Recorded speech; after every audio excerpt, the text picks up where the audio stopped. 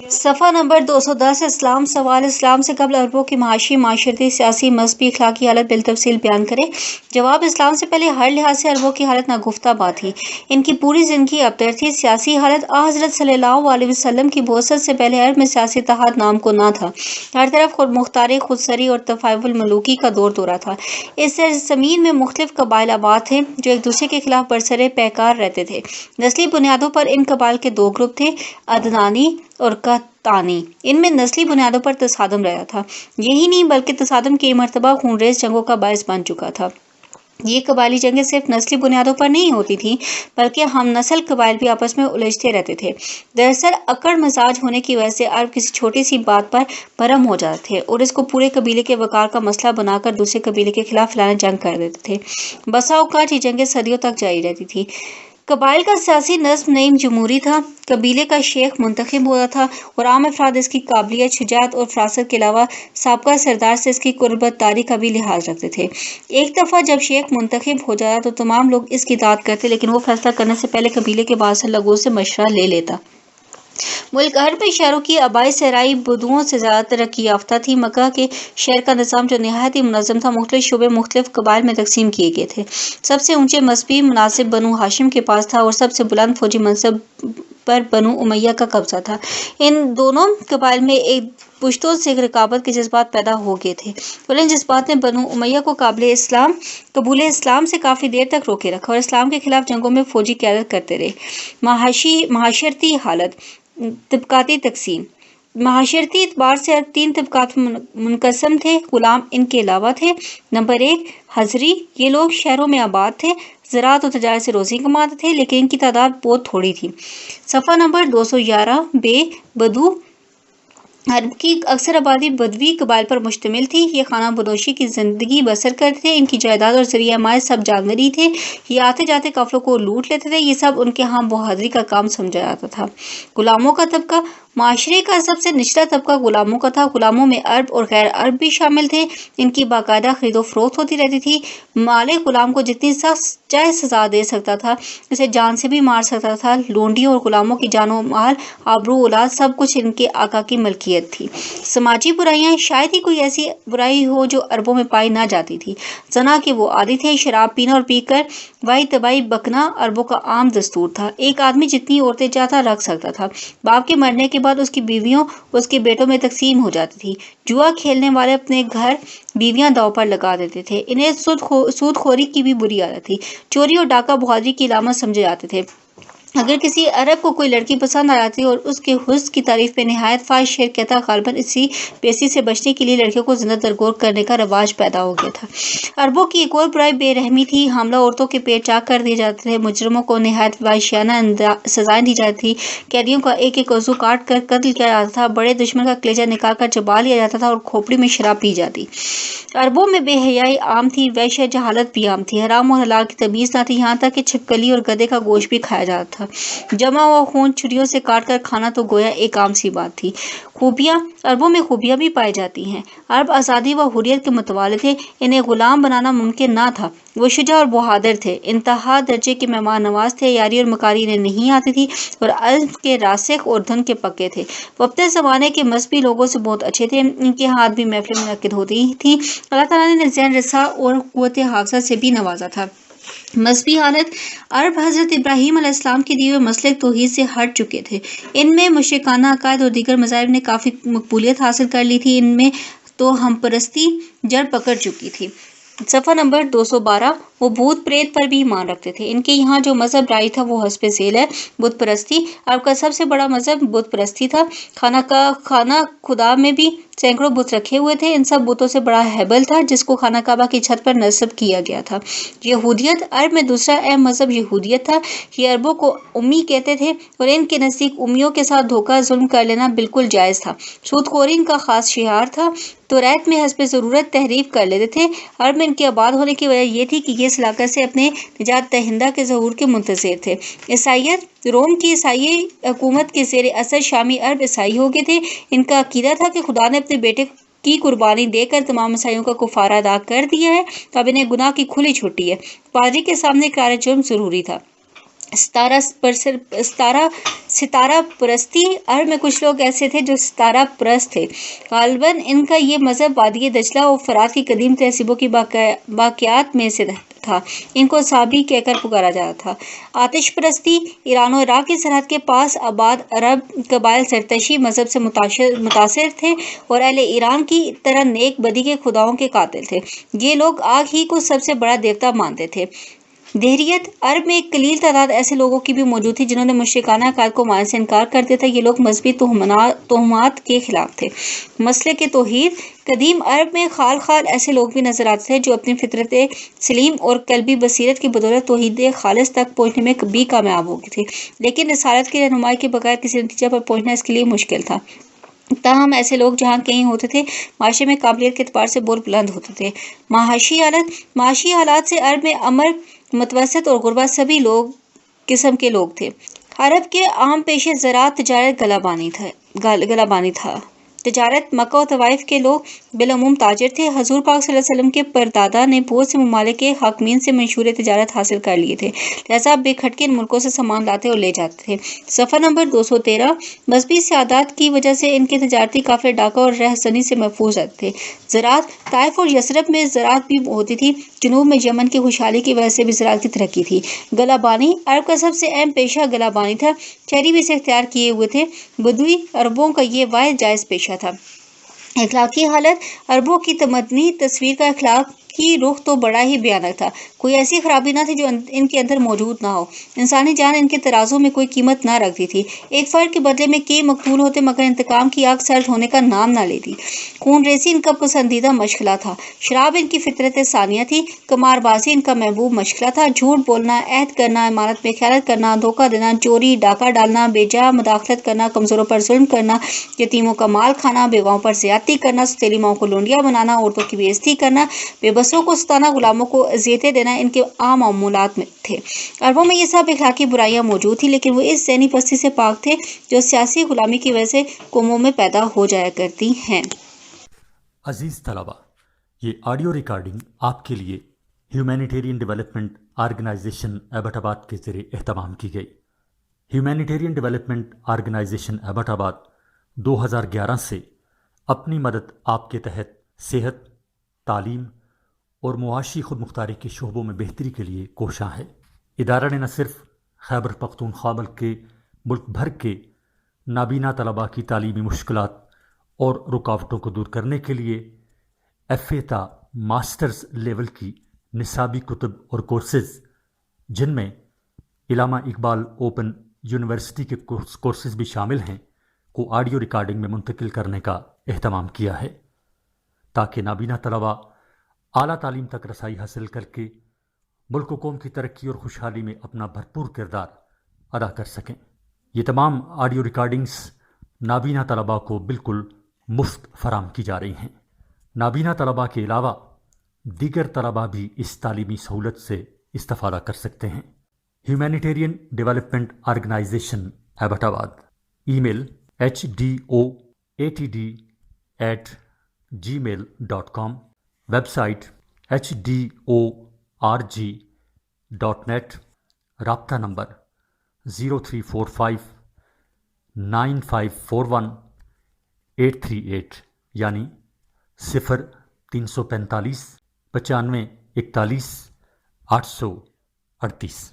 بقیہ صفحہ نمبر 213۔ سوال: رسول اکرم صلی اللہ علیہ وسلم کی زندگی کے پہلے 40 سال کے حالات قلم بند کریں۔ سوال نمبر 2: رسول اکرم صلی اللہ علیہ وسلم کی بعثت سے قبل کی زندگی بیان فرمائیں۔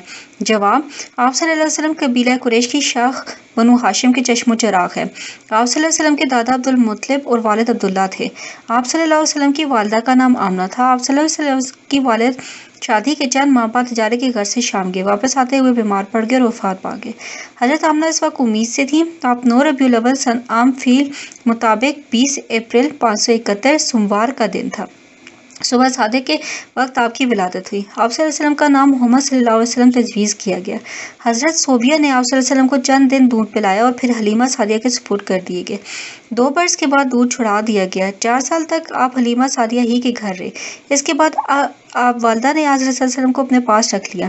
6 برس کی عمر میں آپ کی والدہ وفات پا گئی۔ پھر آپ صلی اللہ علیہ وسلم کے دادا ہر وقت آپ صلی اللہ علیہ وسلم کے سکون و آرام کا خیال رکھتے تھے، لیکن خداوند کریم تو اپنے اس محبوب صلی اللہ علیہ وسلم کو تمام دنیاوی وسیلوں سے محروم کر کے تربیت دینا چاہتے تھے۔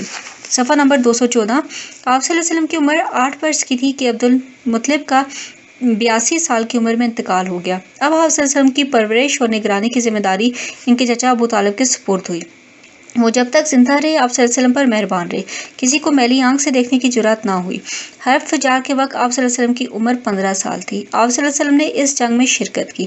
آپ صلی اللہ علیہ وسلم صرف اپنے چاچاؤں کو دشمنوں کے لیے پتھر اٹھا کر دیتے تھے۔ 4 سال تک یہ جنگ جاری رہی اور پھر آخر فریقین کے درمیان صلح ہو گئی۔ اہل قریش نے جب ہر طرف خون ریزی دیکھی تو ایک روز اس صورتحال پر غور کرنے کے لیے قریش کے تمام قبائل کو ایک جگہ ہوئے۔ اس اجتماع میں حضرت صلی اللہ علیہ وسلم بھی شریک ہوئے اور پوری سرگرمی سے فیصلوں میں حصہ لی۔ آپ صلی اللہ علیہ وسلم نے ابو طالب کی مدد کے لیے اہالی مکہ کی بکریاں مزدوری پر چرانا شروع کی۔ دن بھر کھلی فضاؤں میں صحیفہ فطرت کا مطالعہ کرتے اور اپنے فرائض بجا لاتے۔ اسی زمانے میں آپ صلی اللہ علیہ وسلم نے ایک بار مکہ میں رات بسر کرنے کا فیصلہ کیا۔ ایک جگہ شادیانہ بجایا جا رہا تھا۔ آپ صلی اللہ علیہ وسلم وہاں رک گئے، لیکن نیند نے آپ کو آ گھیرا۔ آپ صلی اللہ علیہ وسلم وہیں سو گئے اور کچھ نہ دیکھ پائے۔ دوسری رات آپ صلی اللہ علیہ وسلم پھر شہر تشریف لے گئے۔ اس وقت گانے بجانے کا کوئی پروگرام تھا، لیکن اس موقع پر بھی خواب شیریں کے جھونکے آنے لگے اور سو گئے حتیٰ کہ صبح آنکھ کھلی۔ آپ صلی اللہ علیہ وسلم کی عادات شروع ہی سے ایک نیک انسان کی بن چکی تھیں۔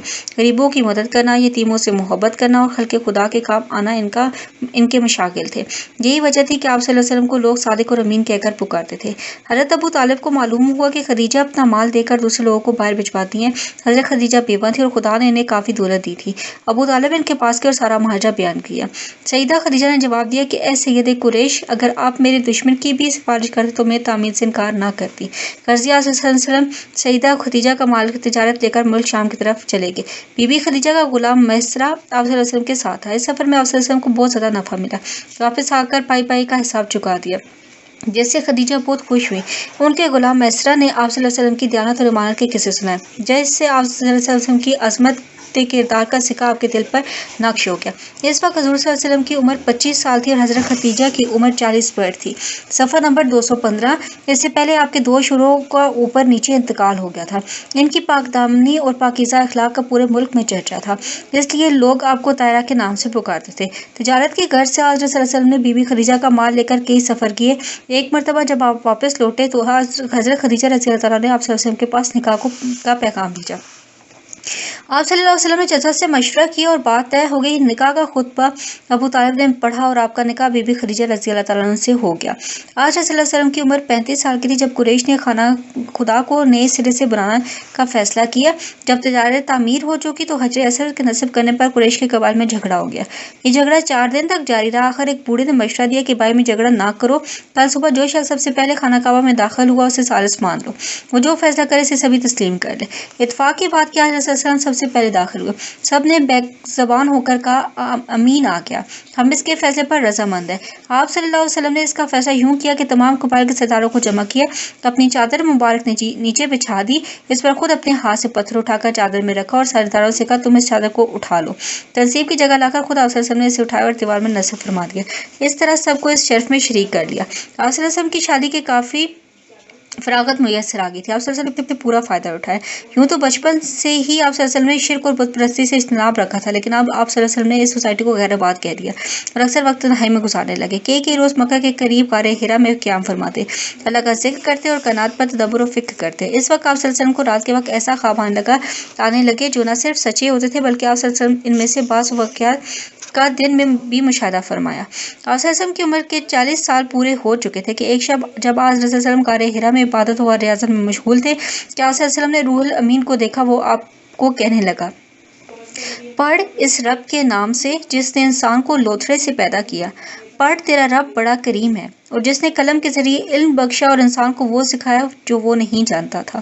تو آپ صلی اللہ علیہ وسلم پر اس وحی रब्बानी के बाद ऐसी घबराहट तारी हुई कि आप फौरन घर तशरीफ लाए, तैयार कमर ओढ़कर लेट गए। हजरत खदीजा रजी अल्लाह तआला अन्हा परेशान हुई, आप सल्लल्लाहु अलैहि वसल्लम को जरा सुकून हुआ तो सारा वाकया बयान फरमाया। सफ़ा नंबर 216।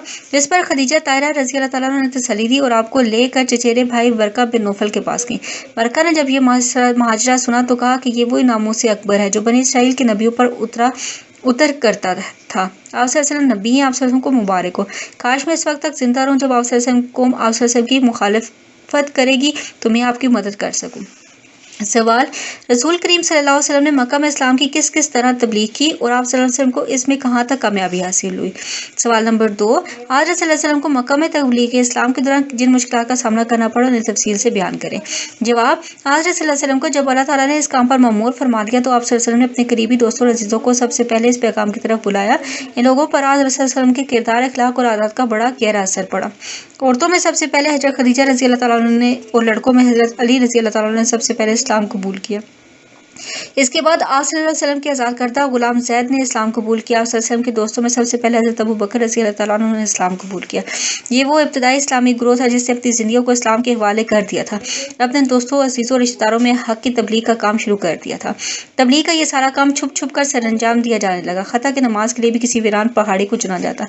3 साल की खामोश तबलीग के बाद अल्लाह ताला ने वसल्लम को ये हुक्म दिया, ऐ नबी सल्लल्लाहु अलैहि वसल्लम अपने रिश्तेदारों को अज़ाब आखिरत से डराइए और तुझको हुक्म दिया गया उसे आश्कार कर दीजिए। लिहाजा आपने बनी हाशिम को खाने पर मदऊ किया। खाने के बाद जब आप सल्लल्लाहु अलैहि वसल्लम ने बात शुरू फरमाई तो अबू लहब गज़बनाक और उठा और लोगों को साथ लेकर चला गया। कुछ अर्से बाद दोबारा ज़ियाफत की। जब लोग खाने से फारिग हुए तो आप सल्लल्लाहु अलैहि वसल्लम ने इस्लाम की दावत दी। तमाम हाज़िरीन ने खामोशी इख्तियार कर ली। अलबत्ता हज़रत अली रज़ी अल्लाह तआला ने भरी मजलिस में इस्लाम कबूल करने का ऐलान किया। अजीज़ों और रिश्तेदारों पर हक वाज़ह करने के बाद तमाम अहले मक्का को आप सल्लल्लाहु अलैहि वसल्लम ने सफ़ा की पहाड़ी पर जमा किया और फिर फरमाया, तुम पर अजाब नाज़िल होने से पहले तुम्हें खबरदार करना चाहता हूँ। सब गौर से सुन लो कि अल्लाह ताला ने मुझे अपने यकजहती कुराबतदारों को अज़ाब कब्र से मुतनब्बा करने का हुक्म दिया है। सफ़ा नंबर 217। अगर तुम लोगों ने खुदा वाहिद ला शरीक की परस्तिश ना की तो मेरी कुराबतदारी दुनिया उक़बा में किसी काम ना आएगी। इस बात पर अबू लहब गैज़ो गज़ब से आग बगोला हो गया और बुरा भला कहना शुरू कर दिया। वो चीख उठा कि तू बर्बाद हो, क्या तूने हमें ऐसे काम के लिए बुलाया था। इस पर अल्लाह ताला ने सूरह लाब नाजिल फरमाई, रसूल को तसल्ली की तेरे दुश्मन बर्बाद होंगे और तुझे खुला सलामत रखेगा। इब्तदाई मुश्किलात। इसके बाद आज रसूल सल्लल्लाहु अलैहि वसल्लम खुला इस्लाम की तबलीग करने लगे, लेकिन अब कुफार ने इस दावत के रास्ते में मुख्तलिफ रुकावटें डालनी शुरू कर दी और आज सल्लल्लाहु अलैहि वसल्लम और आप सल्लल्लाहु अलैहि वसल्लम के साथियों की मुखालफत में सारे हथकंडे इस्तेमाल करने लगे।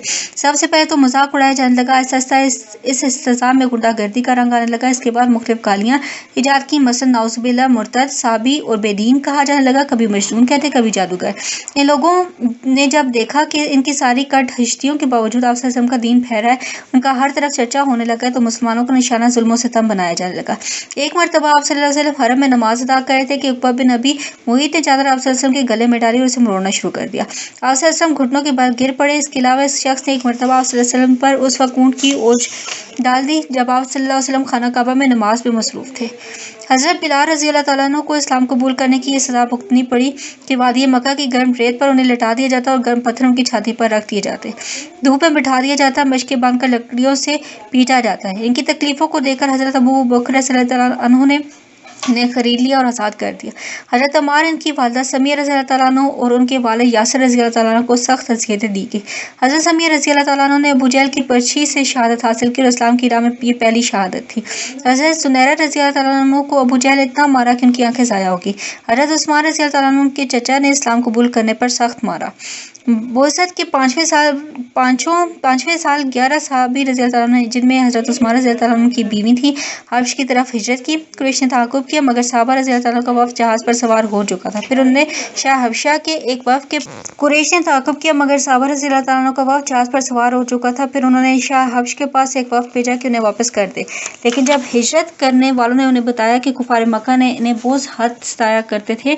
सफ़ा नंबर 218। खता कि इनका जिंदा रहना मुश्किल हो गया, इसलिए इन्हें मजबूरन करीबी मक्का में हिजरत करना पड़ी, तो उसने इन्हें वापस करने से इनकार कर दिया। तब और सहाबा भी हिजरत करके जैसे हबशा की हिजरत सानिया कहलाती है। कुल 101 मर्द औरत शामिल हिजरत थे। बकिया सफ़ा नंबर 218। इसके बाद कफ़ार मक्का ने उत्बा को हज़रत सल्लल्लाहु अलैहि वसल्लम के पास भेजा। प्रोग्राम के मुताबिक उत्बा आप सल्लल्लाहु अलैहि वसल्लम के पास आया और पेशकश की कि अगर आप सल्लल्लाहु अलैहि वसल्लम को दौलत औरत सरदारी या बादशाह चाहिए तो हम आपके हवाले करने को तैयार है, लेकिन जब आप सल्लल्लाहु अलैहि वसल्लम हमारे बुतों को बुरा कहना छोड़ दें। इसके जवाब में रसूल पाक सल्लल्लाहु अलैहि वसल्लम ने सूरत खाम मीम की आयत सुनाना शुरू की। उत्बा चुपचाप सुनता रहा। जब वो वापस आया तो उसका रंग बदला हुआ था। लोग भाम की कि उत्बा पर भी मोहम्मद सल्लल्लाहु अलैहि वसल्लम का जादू चल गया। इसके बाद तय पाया कि मोहम्मद रसूल सल्लल्लाहु अलैहि वसल्लम को दोबारा सबके सामने यही पेशकश की जाए जो उत्बा कर आया था। काबा के अंदर सब लोग जमा हुए। रसूल सल्लल्लाहु अलैहि वसल्लम को बुला भेजा। आप वहां पहुंचे तो सरदार इन कुरैश ने करीब वही बातें दोहराई जो उत्बा कह चुका था। आप सल्लल्लाहु अलैहि वसल्लम ने जवाब में फरमाया, तुम लोग जो कुछ कह रहे हो मेरा मामला इससे मुख्तलिफ है। मैं जो दावत तुम्हारे सामने लेकर उठाऊं इसे इसलिए नहीं पेश कर रहा कि इसके ज़रिए तुमसे माल और दौलत हासिल करूं। मुझे तो खुदा ने तुम्हारे सामने पैगंबर बनाकर भेजा है, तो मैंने तुम तक खुदा की हिदायत पहुंचा दी है और तुम्हारी खैर खाई का हक अदा कर दिया है। अब जो कुछ तुम्हारे लिए लाए हो इसे अगर कबूल कर लो तो तुम्हारी बेहतरी है, और तुम अगर मेरी तरफ से फेंक दो तो मैं अल्लाह के हुक्म से के इंतज़ार में सब्र दिखाऊंगा यहाँ तक कि खुदा मेरा और तुम्हारे दरमियान अपना फैसला सादर फरमाए। इस जवाब के बाद इनके पास कोई माकूल उज़र ना रहा तो हुज्जत बाजी शुरू की। आप सल्लल्लाहु अलैहि वसल्लम वहाँ से घर तशरीफ़ लेके आप मायूस नहीं हुए और बराबर इस्लाम की तबलीग करते रहे। अब कुरैश मक्का ने आखिरी तीर ये फेंका कि आप सल्लल्लाहु अलैहि वसल्लम के चचा अबू तालिब के पास गए और उनसे कहा कि अपने भतीजे को हमारे बुतों की मुखालफत से मना कर दो या इसकी हिमायत छोड़ दो।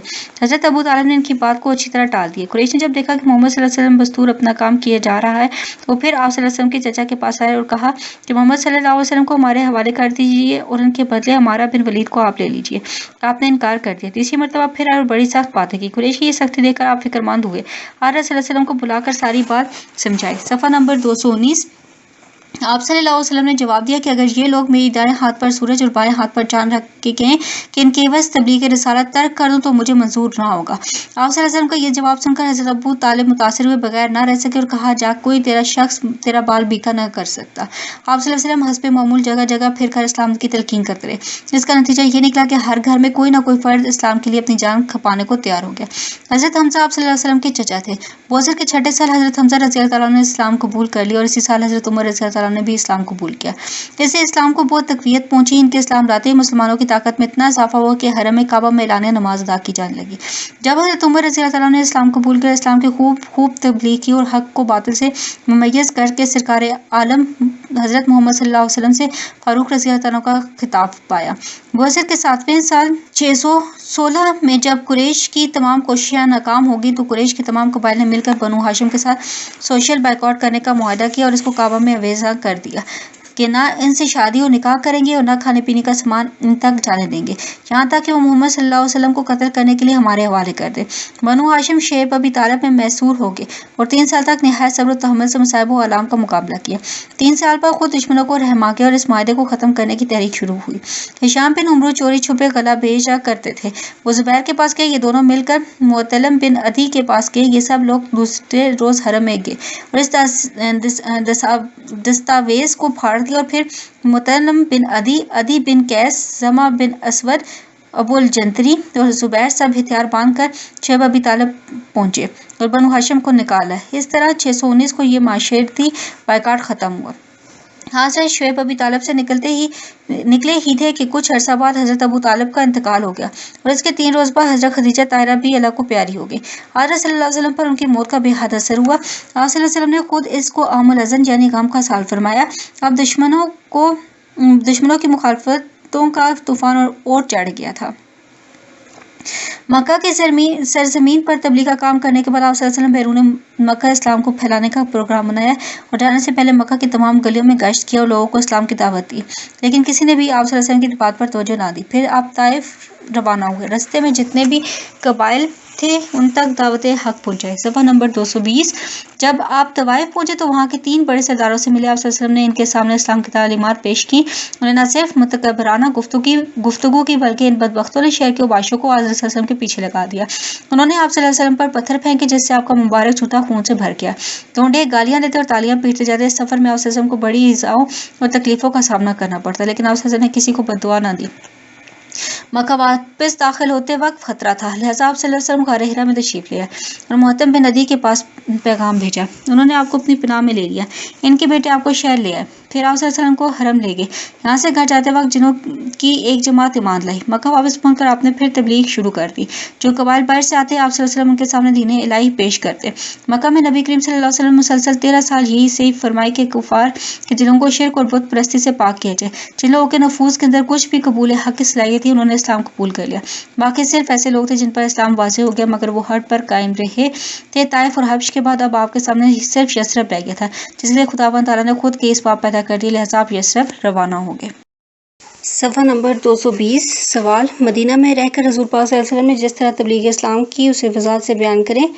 2. آج رسول اللہ علیہ وسلم کی بندی زندگی کے 10 سال تحریر کریں۔ جواب: 8 ربیع الاول دوشنبہ کے دن جو 632 کے آخری ایام میں رسول کریم صلی اللہ علیہ وسلم مدینہ پہنچنے سے قبل قباء میں ٹھہرے اور 14 دن تک آپ صلی اللہ علیہ وسلم نے وہاں قیام کیا اور وہاں ایک مسجد کی بنیاد رکھی۔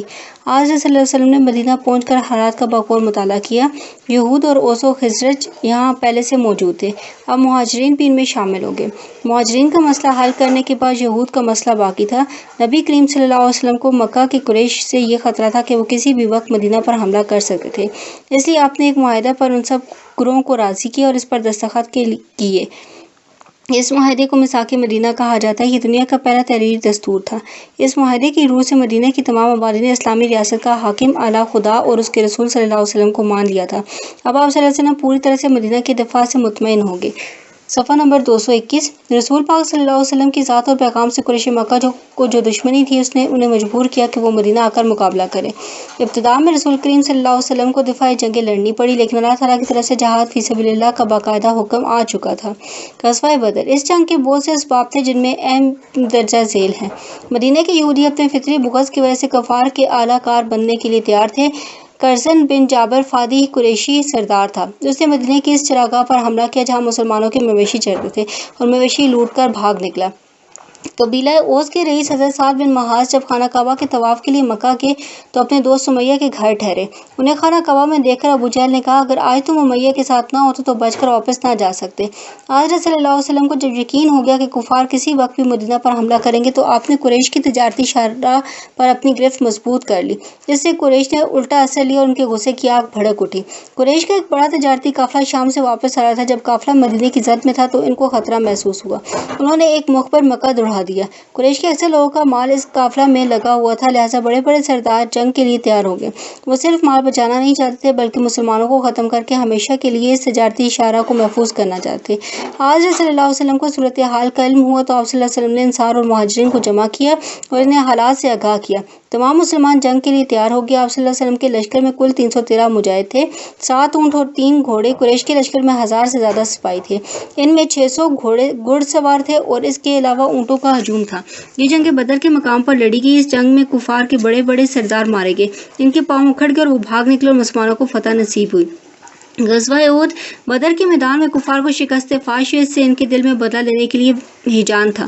قریش نے مرنے مارنے کا فیصلہ کر لیا۔ بے شمار اسلحہ خریدا گیا۔ یہود کی شرارتیں بھی بہت بڑھ گئی تھیں، لہٰذا آپ صلی اللہ علیہ وسلم نے بنو قنیقہ کو مدینہ سے نکال دیا، جس سے وہ اور مخالف ہو گئے۔ قریش کا ایک قافلہ مال تجارت لے کر تجارتی شاہراہ سے گزرتا تھا۔ آپ صلی اللہ علیہ وسلم کو خبر ہوگی، آپ نے زید کو 100 سپاہی دے کر بھیجا۔ اس چھاپے سے 1 لاکھ درہم چاندی مسلمانوں کے قبضے میں آ گئی۔ صفحہ نمبر 222 اس واقعے کے بعد قریش نے جنگ کی تیاری میں ایڑی چوٹی کا زور لگا دیا۔ قریش نے 3000 کا ایک لشکر تیار کیا اور 3 ہجری کو کفار مکہ سے ابو سفیان کے زیر قیادت 3000 کا لشکر مدینہ پر حملہ آور ہوا۔ فریقین نے ان کے مقام پر ڈیرے ڈال دیے۔ مسلمانوں کی تعداد 900 تھی۔ جنگ شروع ہوتے ہی مسلمان کفار پر غالب آ گئے اور کفار مدینہ چھوڑ کر بھاگ نکلے۔ حضور پاک صلی اللہ علیہ وسلم ایک درہ پر مسلح تیر اندازوں کو کھڑا کر رکھا تھا اور حکم دیا تھا کہ ہر حالت میں وہ درہ کو نہ چھوڑیں۔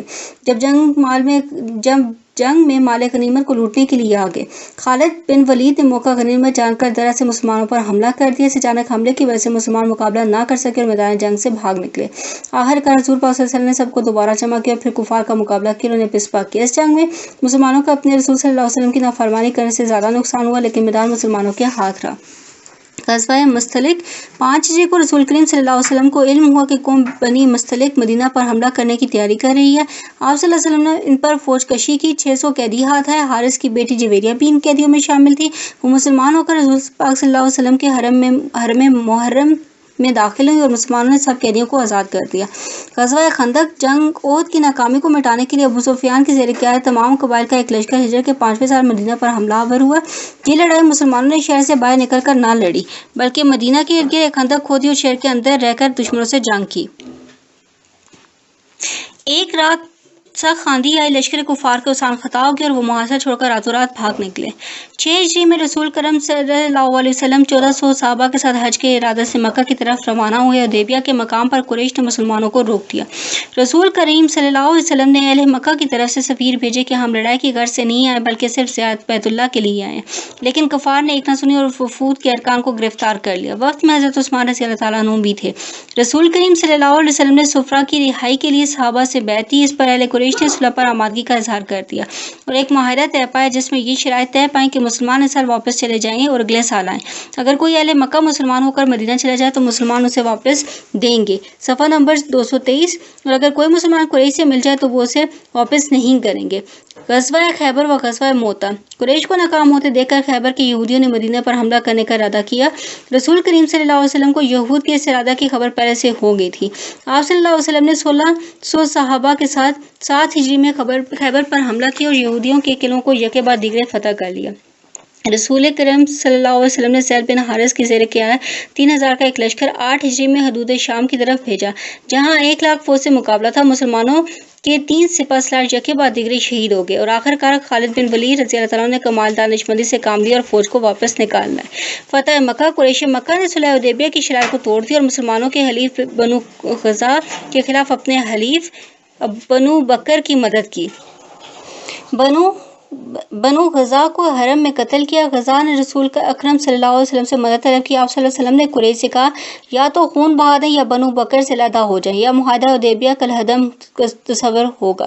قریش نے کہا تیسری شرط منظور ہے۔ رسول اکرم صلی اللہ علیہ وسلم 10,000 قدوسیوں کے ساتھ مکہ پر حملہ آور ہوئے، بغیر خون ریزی کے مکہ پر غلبہ حاصل کر لیا، تمام مخالفین کو معاف کر دیا اور بیت اللہ کو بتوں سے پاک کر دیا۔ غزوہ حنین و غزوہ تبوک۔ فتح مکہ کے بعد قبیلہ حوازن نے مسلمانوں سے آخری جنگ لڑنے کی تیاریاں شروع کر دیں۔ رسول اکرم صلی اللہ علیہ وسلم کو اس کا علم ہوا تو اس قبیلے کی طرف پیش قدمی کی۔ آغاز جنگ میں حوازن قبیلے کے تیر اندازوں کی جانب تیر اندازی سے مسلمان بھاگ نکلے، لیکن پھر اپنے رسول اکرم صلی اللہ علیہ وسلم کے ارد گرد جمع ہو گئے اور اپنے دشمن کو شکست دی۔ رسول پاک صلی اللہ علیہ وسلم کو خبر ملی کہ ملک شام میں عیسائی فوجیں جمع ہو رہی ہیں، تو آپ صلی اللہ علیہ وسلم نے قبائل کو مقابلے کے لیے جمع کیا اور 9 ہجری کو 30,000 کا لشکر لے کر سراج شام کی طرف چل دیے، مگر وہاں دشمن کو نہ پایا۔ مسلمان واپس لوٹ آئے۔ فتح مکہ کے بعد مختلف قبائل کے وفود آنے شروع ہو گئے تاکہ وہ اسلام کی تعلیم کو دیکھیں۔ بعض وفود تو فوراً ایمان لے آتے، بعض بحث و تمیز کے بعد دائرہ اسلام میں داخل ہوتے۔ ہجرت کے 9ویں اور 10ویں سال میں تمام عرب اسلام کے دائرہ میں داخل ہو گئے۔ ہجرت کے 9ویں اور 10ویں سال میں تمام عرب اسلام کے دائرہ میں داخل ہو کے جبل عرفات پر آپ صلی اللہ علیہ وسلم نے خطاب کیا۔ صفحہ نمبر 224۔ سوال: رسول پاک صلی اللہ علیہ وسلم نے جو اسلامی تعلیمات دیں ان کو بالتفصیل بیان کریں۔ 2. اسلام کی بنیادی عقائد بیان کیجیے۔ ان عقائد کے ذریعے اسلام کس طرح فرد اور معاشرے کی اصلاح کرتا ہے۔ نمبر 3. حضور پاک صلی اللہ علیہ وسلم نے اسلام کے جن عقائد کو پیش کیا اور جن ارکان پر عمل کیا ان کا تذکرہ کیجیے۔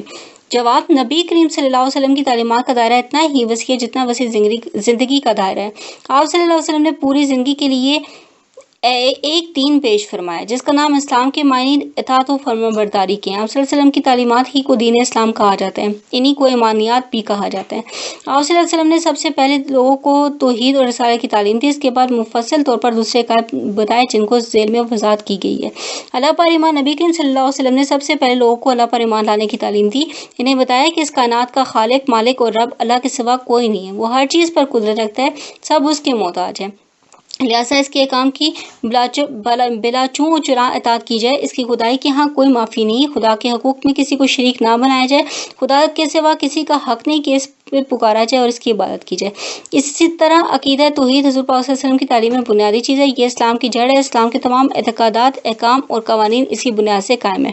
فرشتوں پر ایمان: حضور پاک صلی اللہ علیہ وسلم نے فرمایا کہ فرشتے اللہ کی ایک نوری مخلوق ہیں اور وہ ہر وقت اس کی عبادت اور اطاعت میں لگے رہتے ہیں، جو حکم انہیں بارگاہ ایزدی سے مل جاتا ہے وہ اس کے بجا لانے میں کوئی کوتاہی نہیں کرتے۔ کتابوں پر ایمان: رسول کریم صلی اللہ علیہ وسلم نے فرمایا اللہ نے اب تک جتنی کتابیں اپنے رسولوں پر اتاری ہیں انہیں مانا جائے، آخری کتاب قرآن کریم ہے، اس کی تلاوت کی جائے، معنی سمجھے جائیں، اس کے مطابق عمل کیا جائے۔ چونکہ سابقہ شریعتیں اب منسوخ ہو چکی ہیں اس لیے سابقہ کتابوں پر عمل نہیں ہوگا، عمل صرف مجید پر ہوگا۔ آخرت پر ایمان: آپ صلی اللہ علیہ وسلم نے تعلیم میں آخرت پر بے حد زور دیا۔ آپ صلی اللہ علیہ وسلم نے لوگوں کو سمجھایا کہ انسانی زندگی عارضی اور ناپائیدار ہے، ہر شخص کو ایک دن کنار ہونا ہے، ایک دن اللہ تعالیٰ تمام مخلوقات کو مٹا دے گا۔ صفحہ نمبر 225۔ پھر سب کو ایک نئی زندگی بخشے گا، لوگوں کا پورا اعمال نامہ خدا کی عدالت میں پیش ہوگا، گناہ گار دوزخ میں جائیں گے اور نیکوکار جنت میں ہوں گے۔ آخرت کی تعلیم انسان کو ذمہ دار اور فرض شناس بناتی ہے، اس میں تقویٰ کی روح پیدا کرتی ہے۔ یہی وجہ ہے کہ قرآن کریم میں جا بجا حیات آخرت کا ذکر کیا گیا ہے۔ کلمہ طیبہ یہ وہی کلمہ ہے جس کے متعلق حضور پاک صلی اللہ علیہ وسلم نے فرمایا کہ جو اس کو دل کی گہرائیوں سے پڑھ لیتا ہے اور اس کے تقاضے پورے کرتا ہے وہ کبھی بھی دوزخ میں نہیں جائے گا۔ عبادات، ان 5 چیزوں پر ایمان لانے کے بعد حضور پاک صلی اللہ علیہ وسلم نے 5 اور احکام کی تعلیم دی۔ جو کوئی شخص ان احکام پر پوری طرح عمل کرتا ہے تو اسے پورا مسلمان کہا جاتا ہے۔ ان کو اسلام میں ارکان اور عبادت کہتے ہیں۔ حضور پاک صلی اللہ علیہ وسلم نے فرمایا کہ ان پر اسلام کی عمارت قائم ہوتی ہے، اگر ان میں سے کوئی فرض ادا نہ کیا جائے تو اسلام ادھورا رہ جائے گا۔ نماز ایک خاص طریقے سے شب و روز میں 5 دفعہ عبادت الہی کرنے کا نام نماز ہے۔ حضور پاک صلی اللہ علیہ وسلم نے جتنی نماز کی تاکید فرمائی ہے اتنی کسی اور بات کی تاکید نہیں فرمائی۔ خطا کے سفر ہو، ہوا من ہو، خسر ہو، امن ہو یا جنگ ہو یا بیماری ہو، ہر حالت میں اس کے ادا کرنے کا حکم ہے، خواہ بعض حالات میں صرف 2 فرض ہی کیوں نہ پڑھنے پڑے۔ روزہ، اسلام نے سال میں رمضان المبارک کا پورا مہینہ روزے رکھنے کی تعلیم دی ہے۔ یہ ایسی خفیہ عبادت ہے جس کا کسی کو پتہ نہیں چلتا، انسان کو بھوک پیاس لگے تب بھی نہیں کھاتا پیتا۔ اس طرح ایک مسلمان کے اندر خدا کا خوف اور تقویٰ پیدا ہو جاتا ہے، وہ ہر حال میں خدا کے حکموں کو بجا لاتا ہے۔ حج، اسلام کا چوتھا رکن حج بیت اللہ ہے، یہ بھی استطاعت رکھنے والے کے لیے عمر میں صرف ایک بار کرنا واجب ہے، فرض قرار دیا گیا ہے۔ حج میں انسان گھر بار چھوڑ کر ایک طویل سفر پر جاتا ہے، یہ گویا اس لحاظ سے یہ سب سے بڑی بات ہے۔ اس موقع پر انسان کے اندر عاجزی اور انکساری پیدا ہو جاتی ہے۔ حقوق اللہ، آپ صلی اللہ علیہ وسلم نے فرمایا کہ اللہ کی کتاب کو زندگی کا نظام سمجھا جائے اور اسے اپنی زندگی میں نافذ کیا جائے۔ جب سب کچھ خدا کا ہے اور زمین بھی خدا کی ہے تو اس پر قانون بھی وہی جاری کیا جائے۔ جو اللہ کے کلمے کو بلند کرے، وہ لوگ جن تک توحید نہیں پہنچائی جاتی وہاں تک اسے پہنچایا جائے، شرک کی صورتیں فکر و عمل میں ہوں انہیں ختم کر دیا جائے۔ صفحہ نمبر 226۔ حقوق العباد، حضور پاک صلی اللہ علیہ وسلم نے فرمایا کہ ایک مسلمان کی جان، مال، آبرو دوسرے مسلمان کے لیے محترم ہے۔ اساتذہ اور والدین کا حق بتلایا، ان کے علاوہ رشتہ داروں، ہمسایوں، یتیموں، مسکینوں، مسافروں اور غلاموں کے ساتھ اچھے سلوک کا حکم دیا۔ بطنی احکام، حضور پاک صلی اللہ علیہ وسلم نے تہذیب و تمدن کو اسلامی خطوط پر استوار کرنے کے لیے کئی احکام دیے جو معیشت، سیاست، معاشرت، قانون اور اخلاق سے متعلق ہیں۔ انہی احکام پر آپ نے مدینہ میں ایک مثالی معاشرہ اور مثالی ریاست قائم فرمائی۔ سوال، قرآن مجید کے متن کی صحت اور حفاظت پر مضمون لکھیے۔ جواب، قرآن مجید تقریباً 30 سال کے عرصہ میں رسول کریم صلی اللہ علیہ وسلم پر نازل ہوا۔ قرآن مجید کا نام خود اسی وحی الہی میں تکرار کے ساتھ آیا ہے۔ قرآن مجید رمضان المبارک میں اتارا گیا۔ دعویٰ نبوت سے قبل رسول کریم صلی اللہ علیہ وسلم غار حرا میں ریاضت اور عبادت کیا کرتے تھے۔ جب آپ صلی اللہ علیہ وسلم کی عمر 40 سال کی ہوئی، آپ صلی اللہ علیہ وسلم غار حرا میں یاد الہی میں مشغول تھے، تب جبرائیل وحی نبوت لے کر آئے۔ پہلی وحی نبوت کے نازل ہونے کے بعد کچھ عرصے بعد وحی رک گئی، اس کے بعد سلسلہ وحی جاری ہو گیا۔ اس طرح قرآن مجید ضرورتوں کے مطابق آہستہ آہستہ نچمن نازل ہوتا رہا۔ حفاظت و کتابت، قرآن مجید میں آتا ہے ہم نے ہی ذکر قرآن اتارا ہے اور ہم ہی اس کی حفاظت کریں گے۔ دوسری جگہ آتا ہے اس کتاب کا جمع کرنا اور پڑھنا ہمارے ذمہ ہے۔ قرآن مجید کی حفاظت 2 طریقوں سے ہوئی ہے، ایک زبانی یاد کرنے سے، 2 کتابت سے، اور یہ 2 طبی اور قدرتی طریقے ہیں۔ رسول پاک صلی اللہ علیہ وسلم کی حیات طیبہ میں ہی صحابہ اکرام سارا قرآن مجید حفظ کر چکے تھے۔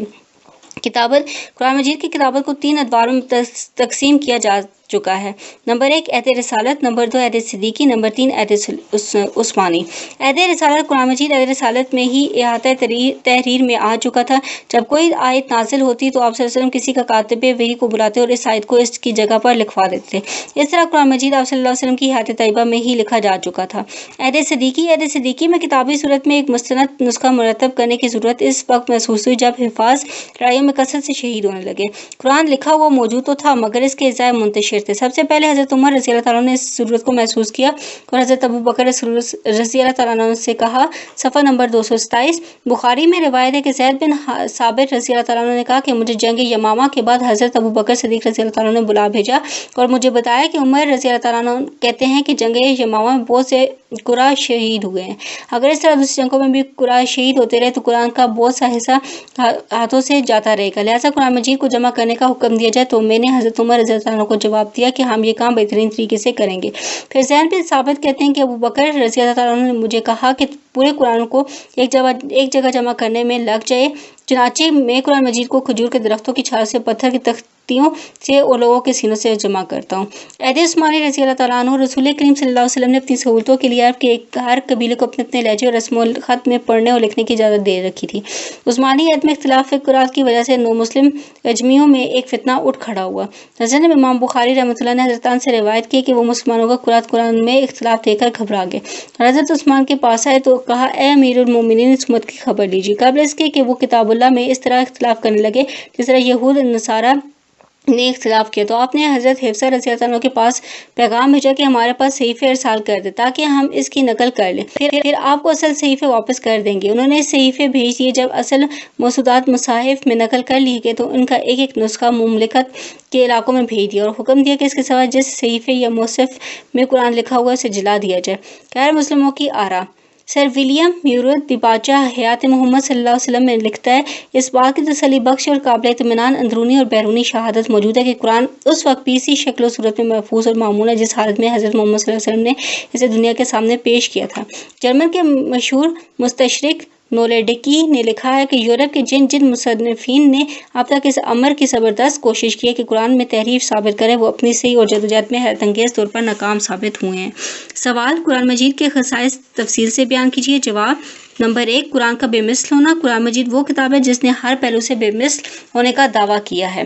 صفحہ نمبر 228، ارشاد الہی ہے کہ اگر انس و جن جمع ہو جائیں اور کوشش کریں کہ اس قرآن کی مثل بنا لیں تو وہ ہرگز اس کی مثل نہ بنا سکیں گے، خواہ وہ ایک دوسرے کے مددگار بن جائے۔ سورہ بقرہ میں ارشاد الہی ہے، اگر تمہیں اس امر میں شک ہو کہ جو ہم نے اپنا بندہ پر نازل کیا تو تم اس کی مانند کوئی صورت بنا لاؤ تو اپنے گواہوں کو بلا لاؤ اگر تم سچے ہو، پس اگر تم نے اس کی مثل پیش نہ کی ہو، یاد رکھو کبھی نہ کر سکو کہ یہ دونوں آیات قرآن مجید کا بے مثل ہونا ثابت کرتی ہیں۔ نمبر 2، علمی معجزہ۔ قرآن مجید دقائق علمیہ کا خزانہ ہے جن کو بوجہ خارق عادت ہونے کے علمی اعجاز کہنا چاہیے۔ قرآن مجید کو 4 موٹے عنوانات میں تقسیم کیا جا سکتا ہے۔ نمبر 1، روحانی علوم، نمبر 2، معاشرتی علوم، نمبر 3، سائنسی علوم، نمبر 4، علوم لسانیہ۔ قرآن مجید میں یہ سب علوم خدمت دین کے لیے بطور خارق عادت بیان ہوئے ہیں جن سے بڑے بڑے دقیق مسائل حل کیے جا سکتے ہیں۔ خاص طور پر ہستی باری تعالیٰ ثابت کرنے کے لیے یہ علوم دست بدستہ کھڑے نظر آتے ہیں۔ نمبر 3، فصاحت و بلاغت۔ قرآن مجید اپنی فصاحت و بلاغت کے لحاظ سے موزہ ہے۔ اس کا اعتراف نہ صرف مسلمانوں کو ہے بلکہ مخالفین کو بھی ہے۔ نزول قرآن کے وقت عرب میں بے شمار فصیح اللسان خطیب اور شاعر تھے۔ سب فصاح و بلغا قرآن مجید کی فصاحت و بلاغت کے سامنے اپنے آپ کو ضعیف اور پست سمجھنے لگے۔ ان کی بلاغا کو قرآن کی فصاحت و بلاغت کا اعتراف کرنا پڑا۔ ڈاکٹر موریلس فرانسیسی لکھتا ہے، قرآن کی سب سے بڑی تعریف اس کی فصاحت و بلاغت ہے۔ مقاصد کی خوبی اور مطالب کی خوش اسلوبی کے اعتبار سے قرآن کو تمام آسمانی کتابوں پر فوقیت ہے۔ نمبر 4، قوت تاثیر۔ قرآن مجید کے الفاظ میں قوت تاثیر ہے۔ اس قوت تاثیر سے ڈر کر مخالفین لوگوں کو قرآن مجید کے سننے سے روکتے تھے اور یہ کہتے تھے کہ جب کوئی مسلمان قرآن پڑھ کر سنانے لگے تو شور کرو۔ خالد بن عتبہ رضی اللہ تعالیٰ عنہ، حضرت عثمان رضی اللہ تعالیٰ عنہ بن مسلون، حضرت طفیل رضی اللہ تعالیٰ عنہ اور بے شمار صحابہ تھے جنہوں نے قرآن کی چند آیات سنی اور مسلمان ہو گئے۔ جرمن فلاسفر کہتا ہے، جب قرآن پیغمبر کی زبان سے منکر سنتے تھے تو بے تاب ہو کر سجدے میں گر جاتے تھے اور مسلمان ہو جاتے تھے۔ صفحہ نمبر 229۔ نمبر 5، عدم اختلاف۔ قرآن مجید 30 برس دکھ سکھ کے مختلف اوقات میں نازل ہوتا رہا اور ایک ایسے شخص پر نازل ہوا جو محض امی تھا اور انہیں بے شمار مصائب کا سامنا کرنا پڑا۔ ان مختلف حالات میں انسان ایک ہی حالت پر قائم رہے اور وہ جو کلام پیش کرے اس میں اختلاف نہ ہو۔ یہ انسانی طاقت سے تو باہر ہے، صرف اختلاف سے پاک کلام وہی ہو سکتا ہے جو ایک علیم اور خبیر ہستی کی طرف سے نازل ہوا۔ قرآن مجید میں بھی منافقوں اور مخالفوں کو مخاطب کر کے کہا ہے، پھر کیا وہ قرآن میں غور و فکر نہیں کرتے؟ اگر یہ غیر اللہ کی طرف سے ہوتا تو اس میں ضرور اختلاف پاتے۔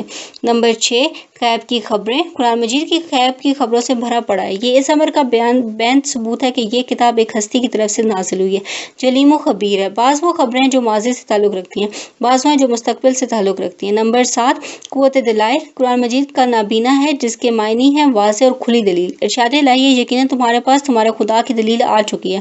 قرآن کا قاری آسانی سے یہ چیز جان سکتا ہے کہ قرآن مجید ہر دعوے کو دلائل کے ساتھ منواتا ہے۔ نمبر 8، نسل انسانی کی وحدت کا پیغام۔ قرآن مجید ہی ایک ایسی آسمانی کتاب ہے جو نسل انسانی کی وحدت کا پیغام دیتی ہے۔ قرآن میں آتا ہے، یہ تمہاری قوم ایک ہی قوم ہے اور میں تمہارا رب ہوں۔ المومنون 23 تا 25۔ नंबर 9 अकमल होने का दावा। समावी कुतब में से कुरान मजीद ही एक ऐसी किताब है जिसने मुकम्मल होने का दावा किया है। इरशाद इलाही है, आज मैंने तुम्हारा दीन मुकम्मल कर दिया और अपनी नेमत को पूरा कर दिया, तुम्हारा दीन इस्लाम ठहरा कर राजी हुआ हूँ। अल-माइदा 4:5। नंबर 10 तकरीम इंसानियत। जो बुलंद मकाम कुरान मजीद ने इस्लाम को दिया किसी दूसरी किताब ने इन्हें नहीं दिया। कुरान मजीद का दुनिया पर ये एक बड़ा एहसान है कि इसने तमाम इंसानों को इंसानियत के दायरा में दाखिल करके सबको काबिल तकरीम करार दिया है। नंबर 11 पहली शराय की मनसूखी। कुरान मजीद में इरशाद बारी तआला, यानी जो पैगाम हम मनसूख कर देते हैं या उसे फरामोश कर देते हैं तो उससे बेहतर या जैसा ले आते हैं। अल-बकरा 2:106। सफ़ा नंबर 230। इस आयत के सियाक व सबाक से ज़ाहिर है कि यहाँ यहूद या शराय साबका के मुत्तबीन मुखातिब है, इस वजह से आयत से मुराद शराय साबका है। नंबर 12 आलमगीर हैसियत। जब कुरान नाजिल हुआ एक तो इसने आलमगीर होने का दावा किया, दो वक्त भी इसका तकाजा करता था। किसी और आसमानी किताब ने आलमगीर होने का दावा नहीं किया। कुरान मजीद में आता है ये किताब तमाम जहानों के लिए नसीहत है। यूसुफ नंबर 12 से 103। ए रसूल, हमने तुझे तमाम लोगों के लिए बशीर और नज़ीर बनाकर भेजा है। नंबर 13 म्याना रबी की तालीम। कुरान मजीद एतदाल और म्याना रबी की तालीम देता है। अल्लाह ताला ने सूरत फातिहा में राह एतदाल पर चलने की दुआ सिखाई है। ए खुदा, हमें सीधा रास्ता दिखा, उन लोगों का रास्ता जिन पर तेरे इनाम हुए, उन लोगों का रास्ता ना दिखाना जिन पर तेरा गज़ब और गुमराह हुए। नंबर 14 पहली कुतुब के अजमाल की वज़ाहत। पहली कुतुब समावी में जो अजमाल और अहबाम रह गया था, कुरान मजीद इनकी तफसील बयान करता है। कुरान मजीद में आता है, और ये कुरान ऐसा नहीं कि अल्लाह के सिवा औरों का उफ्तरा हो, इसकी तस्दीक है जो इससे पहले है, जिसमें कोई शक नहीं, जानों की रब की तरफ से। यूनुस नंबर 10:27। नंबर 15 अकायदे बातला की तरतीब। कुरान मजीद में आता है, हमने इस किताब को तुझ पर इसलिए नाजिल किया जो अकायदे बातला व नाकसा की वजह से पैदा हो गए, इन सब को रद्द किया जाए। ईमानदारों के लिए हिदायत और सेहत का मौजब है। अल-नख्ल 16:64। सवाल, हदीस के मानी और मफहूम बयान करें, इसकी तदवीन व हिफाजत के 5 दौर बयान करें। जवाब, हदीस का लफ्ज़ तदहीस से इसम है। तदहीस के मानी खबर देना है। ज़हूर इस्लाम से पहले भी अरब हदीस के लफ्ज़ को अखबार के मानी में इस्तेमाल करते थे। मसलन वो अपने मशहूर अय्याम को हदीस के नाम से मौसूम करते थे। कुरान मजीद ने भी इसी मफहूम में इस लफ्ज़ को इस्तेमाल किया। बाज़ उलमा के नज़दीक हदीस में जिद्दत का मफहूम भी पाया जाता है। इस्तिलाही मानी हदीस से मुराद रसूल करीम सल्लल्लाहु अलैहि वसल्लम के वो अक़वाल हैं जो रावियों के ज़रिए हम तक पहुँचते हैं। सफ़ा नंबर 231। तदवीन और हिफाजत हदीस। तदवीन और हिफाजत हदीस मुख्तलिफ 5 अदवार से गुजरी हैं। पहला दौर अहद हदीस की किताब और हिफाजत की बुनियाद अहद नबी में रख दी गई थी। रसूल करीम सल्लल्लाहु अलैहि वसल्लम ने सहाबा इकराम रज़ी अल्लाह तआला अन्हुम को फरमाते थे कि मेरी बातों को दूसरों तक पहुंचा दो, क्योंकि बाज़ वो अशख़ास होते हैं जो ज़्यादा हाफ़ज़ा के मालिक होते हैं और महफूज रखने वाले होते हैं। इसी तरह आपके इक़बाल आपकी हयात मुबारका में ही लिखे जाने लगे। अहद नबी में हदीस की तहरीरी सरमाया को 3 हिस्सों में तक़सीम किया जा सकता है। नंबर 1 अहादीस का वो ज़ख़ीरा जो रसूल करीम सल्लल्लाहु अलैहि वसल्लम के हुक्म से अहाता तहरीर में लाया गया। नंबर 2 वो ज़ख़ीरा जो सहाबा इकराम ने कलमबंद किया, फिर रसूल करीम सल्लल्लाहु अलैहि वसल्लम की खिदमत में तस्दीक की गर्ज से पेश किया। नंबर 3 वो ज़ख़ीरा जो सहाबा ने रसूल पाक सल्लल्लाहु अलैहि वसल्लम की ज़बान से सुनकर या सहाबा से पूछकर आप सल्लल्लाहु अलैहि वसल्लम की हयात तैयबा में ही लिख दिया। दूसरा दौर रसूल करीम सल्लल्लाहु अलैहि वसल्लम की वफ़ात के बाद दूसरा दौर शुरू होता है। इस दौर में हदीस की किताबत और आम शोहरत शुरू होगी। सहाबा इकराम की तहरीरी मजमूओं से दूसरे लोगों ने लिखना शुरू कर दिया और खुलफा ने जो कोई भी फैसला करना होता था वो कुरान और फरमान रसूल की तरफ रजू करते थे। इस तरह हदीस एक हाथ से निकल कर अवाम का सरमाया बन जाती थी। खुलफा राशिदीन के पास हर रोज़ मुख्तलिफ किस्म के मुकदमे आते तो खुलफा राशिदीन फैसला करने के लिए कुरान और हदीस से नबी की तरफ रजू करते। इस तरह हदीस एक सीने से निकल कर मंज़र आम पर आकर शोहरत पकड़ जाती।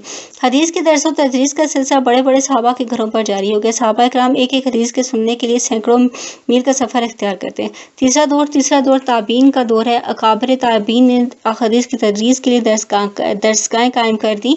तमाम लोग दरसगाहों की तरफ रजू करते हैं। हदीस के जवाहर पानों से झोलियाँ भर भर कर वापस वतनों को लौटते थे। इस दौर में लिखने का आम रिवाज हो चुका था। लोग दरसगाहों में जाते और हदीसों को लिख लेते थे। चौथा दौर इस दौर में हदीस की तहरीरी मजमूए मंज़र आम पर आना शुरू हो गए थे। सबसे पहले जिस शख्स ने हदीस लिखी, सफ़ा नंबर 232, वो इमाम अब्दुल मालिक बिन अब्दुल अजीज़ थे। बाज़ के नज़दीक रबी बिन सबी ने सबसे पहले हदीस की किताब लिखी। इन मुहद्दिसीन के सने वफ़ात से मालूम होता है कि हदीस का किताबी सूरत में लिख जाना दूसरी सदी के करीब करीब हो चुका था। पाँचवां दौर इल्म हदीस का सुनहरी दौर कहलाता है, जिसमें हदीस की किताबी सूरत में तदवीन की तकमील हुई। अहले सुन्नत व जमात का 6 मुतबर कुतुब हदीस इसी दौर में मुरतब हुई। नंबर 1 अल जामिआ सहीह, इसके जामे मोहम्मद इब्न इस्माइल बुखारी हैं। नंबर 2 सही मुस्लिम हाफिज़ मुस्लिम बिन हज्जाज अल कशीरी की तसनीफ़ है। नंबर 3 सुनन अबी दाऊद के मुअल्लिफ़ अबू दाऊद सुलेमान बिन अशहद अल जस्तानी थे। نمبر 4 جامعہ ترمذی، جامعہ ترمذی کے مؤلف حافظ ابو عیسیٰ محمد بن عیسیٰ ہیں۔ نمبر 5 سنن ابی ماجہ، سنن ابی ماجہ کے مؤلف حافظ ابو عبداللہ محمد بن یزید قرینی ہیں۔ نمبر 6 نسائی، نسائی کے مؤلف عبد الرحمن بن شہیب ہیں۔ مقام حدیث، اسلامی شریعت کے 2 بڑے مآخذ ہیں۔ قرآن حدیث، قرآن مجید 2 قسم کی آیات پر مشتمل ہے، محکمات اور متشابہات۔ مقامات آیات سے مرادہ آیات ہیں جن کی تشریح و توضیح کی ضرورت نہیں، اور متشابہات سے مراد وہ آیات ہیں جن کی تشریح کی ضرورت ہے۔ حدیث انہی آیات کی تفسیر ہے۔ نماز کی حد، اس کی رکعات اور اس کے اوقات وغیرہ، اسی طرح زکوٰۃ کے نصاب وغیرہ جاننے کے لیے حدیث ضروری ہے۔ رسول پاک صلی اللہ علیہ وسلم فرماتے ہیں مجھے کتاب اور اس کی مثل بھی دی گئی ہے۔ کتاب سے مراد قرآن اور مثل مراد حدیث ہے۔ قرآن مجید میں آتا ہے یعنی رسول صلی اللہ علیہ وسلم جو کچھ تمہیں دے اس کو لے لو اور جس سے روکے سے رک جاؤ۔ الحشر 7 تا 59۔ دوسری جگہ آتا ہے تمہارے لیے اللہ کے رسول میں عمدہ نمونہ یعنی رسول کے نقش قدم پر چلو۔ الاحزاب 21 تا 33۔ 233 صفحہ۔ سوال نمبر 1 رسول کریم صلی اللہ علیہ وسلم کے اوصاف حسنہ بیان کیجیے۔ نمبر 2 ثابت کیجیے رسول پاک صلی اللہ علیہ وسلم اکمل الخلق تھے۔ جواب حضور پاک صلی اللہ علیہ وسلم وہ کامل شخصیت ہیں جو خلق عظیم اور اسوائے حسنہ کے بلند مینار پر کھڑے ہیں۔ آپ صلی اللہ علیہ وسلم ہی اکمل خلق ہیں اور دنیا آپ صلی اللہ علیہ وسلم کے نقش قدم پر چل کر فلاح پا سکتی ہے۔ کامل نمونہ 1 رسول پاک صلی اللہ علیہ وسلم زندگی کے ہر شعبے سے گزرے ہیں۔ آپ صلی اللہ علیہ وسلم یتیم بھی تھے، اس لیے یتیموں کے لیے کامل نمونہ ہے۔ نوجوانوں کے لیے، زیادہ عمر کی عورتوں سے شادی کرنے والوں کے لیے، صاحب اولاد لوگوں کے لیے اور ان لوگوں کے لیے جن کی اولاد وفات پا گئی کامل نمونہ ہے۔ آپ صلی اللہ علیہ وسلم نے تجارت کی، مزدوری کی، لہٰذا آپ تاجروں مزدوروں کے لیے کامل نمونہ ہے۔ آپ صلی اللہ علیہ وسلم پر غلبت آئے اور آپ صلی اللہ علیہ وسلم کے پاس حکومت ہے۔ آپ صلی اللہ علیہ وسلم فوج کے جنرل بنے، لہٰذا آپ صلی اللہ علیہ وسلم کی زندگی غریبوں، حکمرانوں اور جنرلوں کے لیے بھی کامل نمونہ ہے۔ آپ صلی اللہ علیہ وسلم کی زندگی قرض لینے اور قرض دینے والوں کے لیے نمونہ بنی۔ قرضیہ زندگی کا کوئی شعبہ نہیں جس سے آپ نہ گزریں۔ کسی مذہب کا ہادی زندگی کے تمام شعبوں سے نہیں گزرتا کہ وہ لوگوں کے لیے کامل نمونہ بن سکے۔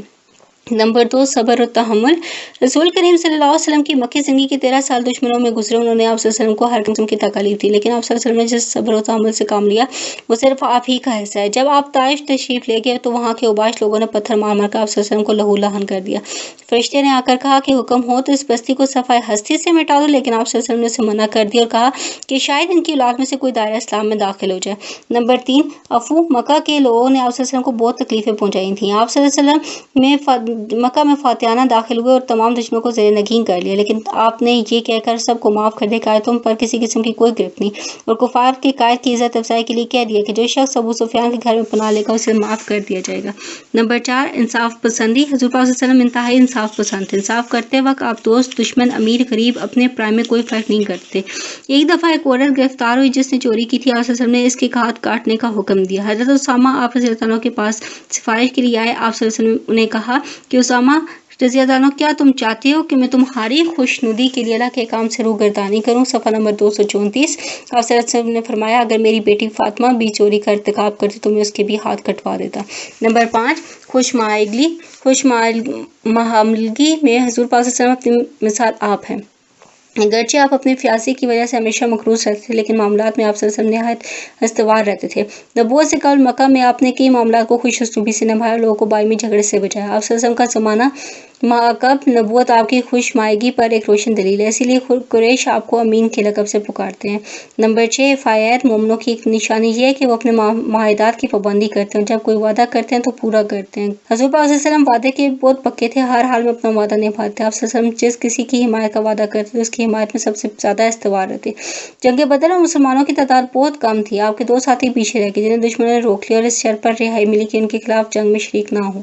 جب یہ لوگ آپ صلی اللہ علیہ وسلم کی خدمت میں حاضر اور واقعہ بیان کیا تو آپ صلی اللہ علیہ وسلم نے جنگ میں شریک ہونے سے باز رکھا، حالانکہ اس وقت ایک ایک شخص ایک ایک دستے کے برابر تھا۔ نمبر 9 عدم احساس نمود۔ حضور پاک صلی اللہ علیہ وسلم نہائی سادہ طبیعت کے مالک تھے، اپنے آپ کو دوسروں سے برتر نہیں سمجھتے تھے، اپنا کام اپنے ہاتھ سے کرتے تھے، سادہ لباس پہنتے تھے، دوسروں کے ساتھ مل کر کام کرتے تھے۔ جب آپ صلی اللہ علیہ وسلم نے مدینے کی طرف ہجرت کی تو قباء کے مقام پر آپ نے مسجد تعمیر فرمائی۔ آپ صلی اللہ علیہ وسلم نے عام صحابہ کے ساتھ شرکت کی اور اینٹیں سر پر رکھ کر لاتے رہے۔ ایک مرتبہ آپ صلی اللہ علیہ وسلم صحابہ کے ساتھ سفر کر رہے تھے، جب کھانے پینے کا انتظام کرنے لگے تو آپ صلی اللہ علیہ وسلم نے اپنے حصے لکڑیاں لانے کا کام لیا۔ صحابہ نے کہا ہم یہ کام خود ہی سر انجام دے سکتے ہیں۔ آپ نے فرمایا میں خود کو تم سے برتر نہیں سمجھتا، جب شریک طعام ہوں گے تو شریک کار ہونا بھی ضروری ہے۔ شجاعت۔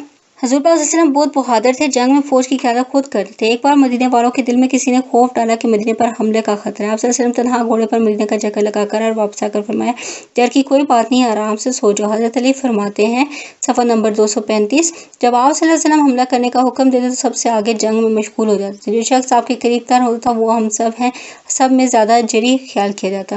استقامت حضور پاک صلی اللہ علیہ وسلم بہت ثابت قدم تھے۔ جنگ احد میں جب صحابہ اکرام رضی اللہ عنہ نے حضرت خالد بن ولید کے اچانک حملے کی وجہ سے منقسم ہو گئے تو اپنی جگہ سے ایک انچ بھی آگے پیچھے نہیں ہوئے، پہاڑ کی طرح ثابت قدم رہے۔ اس طرح غزوہ حنین میں ہوئے، جب بنو حوازن یخلق تیر اندازی کرنے لگے اور صحابہ منتشر ہو گئے تو آپ صلی اللہ علیہ وسلم اپنی جگہ پر ثابت قدم رہے۔